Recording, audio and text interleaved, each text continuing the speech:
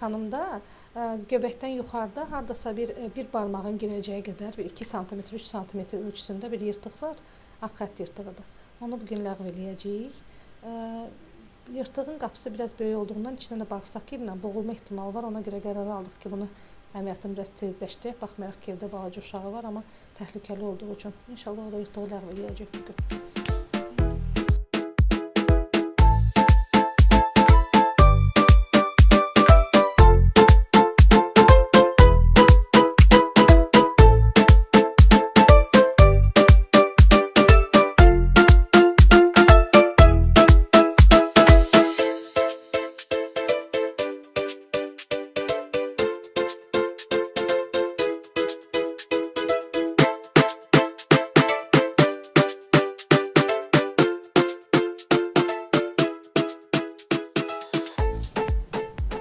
Deməli, əməliyyatdan öncə də danışmışdıq. Xanımda ağ xətt yırtığı var. Hardasa qapısı 2 sm genişliyində qapı var idi. İçinə tez-tez bağırsaq girirdi və boğulurdu.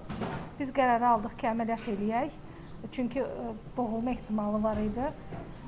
Demək olar ki, əzələləri və aponevrozu çox zəif idi.